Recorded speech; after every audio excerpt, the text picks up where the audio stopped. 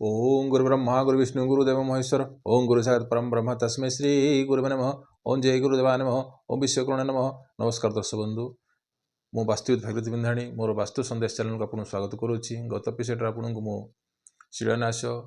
केउं दिगरे करेंगे तापर आप आलोकपात करथिले एवं दर्शक कही जे आज आज एपिसोड आपको मु भूमि पूजन और शिलान्यासर तारीख इंग्राजी मास अनुसार कहबी एवं ता सहित गृह प्रवेश और पंचक नक्षत्र केउं माने तारीख पड़ुची तापर आपको आलोकपात करी। तत्सह कौन पिला जब इंटरव्यू क्षेत्र में सब माने फेलर होती कि जेकोसी कम को जाऊँ कि फेलर होती आपको छोटिया टिप्सटे कहबी। आउ जो दर्शक बंधु मोर यही चैनल को देखुं सब्सक्राइब और लाइक करूँ जहाँफल आगामी एपिसोड आपको किसी भाया छोटिया टिप्स और वास्तु संबंधी किसी उपाय आपको कहबी। देखो नोट कर दिंतु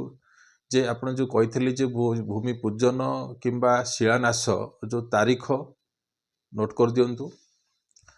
जानुआरी मास 2025 जोटा वर्तमान चली से 15 तारीख 22 तारीख 31 तारीख यही तारीख गुड़ाक जदि करती तो देखिए जो व्यक्ति करुँच चंद्र आउ रवि एवं बृहस्पति ये 3टा ग्रह बलवान थिबार अच्छी कुंडली रे। एवं फेब्रुआरी मास जदि चिंता करिबा ताले 10 तारीख 15 तारीख 19 तारीख 20 तारीख 21 तारीख एठी मात्र मिलला 5टी डेट मिलला तारीख मिलला। मार्च मासरे 3टी डेट 1 7 10 आउ अप्रैल मासरे 6टी डेट मिलला जोटा 14 21 23 24 25 30 हला। तो यह है आपनकर अप्रैल 2025 कथा कहली।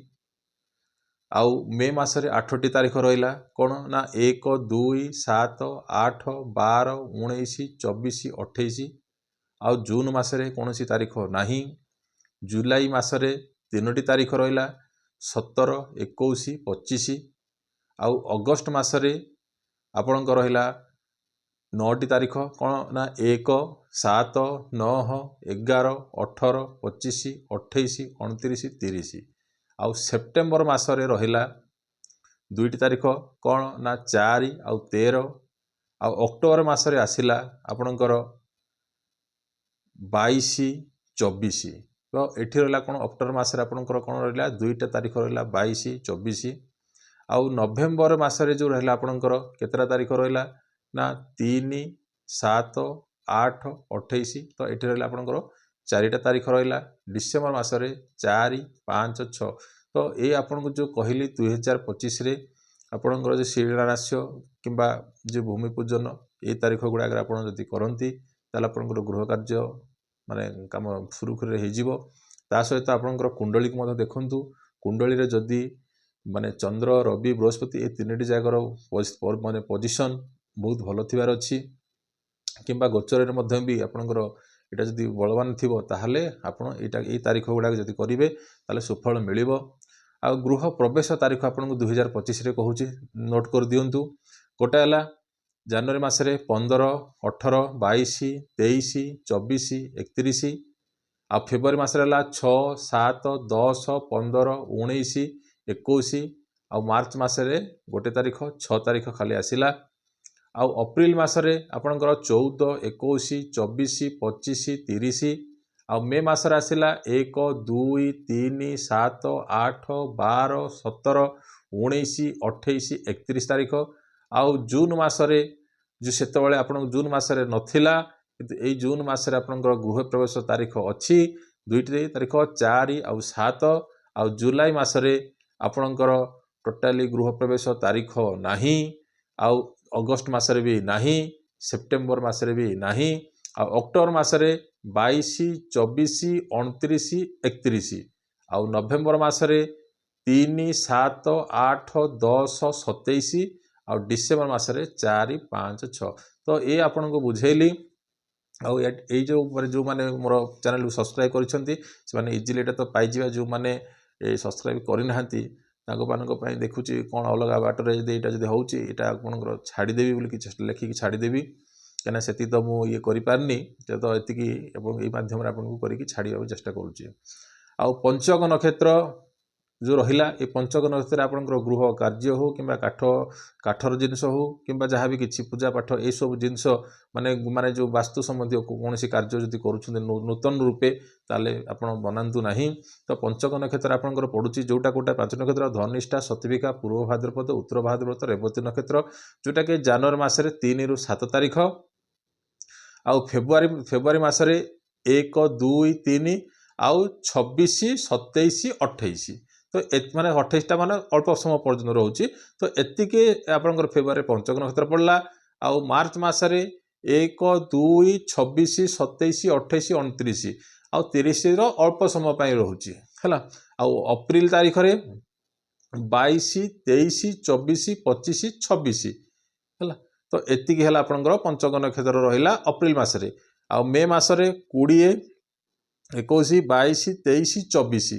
आउ जून मासरे 16 17 18 19 20 आउ जुलाई मासरे 13 14 15 16 17 आउ अगस्त मासरे 9 10 11 12 13 14 14 अल्प समय पर्यंत रोचे मत माने प्रथम माने सकाळ प्रथम पर्यंत रोचे। आउ सेप्टेम्बर रो 6 7 8 9 10 अक्टोबर रो 3 4 5 6 7 आउ 31 तारिख गोटे तारिख रोचे। आउ नवेम्बर रो 1 2 3 4 सेपटो आसला कोन आसला ना 27 28 29 30 तो एतिक समय पर्यंत से रोचे किए ना पंचक नक्षत्र एक नक्षत्र रे कोनोसी गृह कार्य किंबा काठपट्टा कथा कहितली पूर्व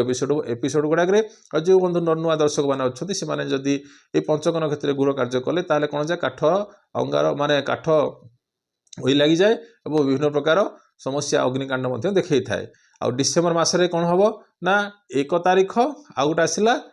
24 25 26 27 28 29 तारिख तो 29 तारिख अल्प समय प्रति। तो यह है आपणकर शिलान्यास रो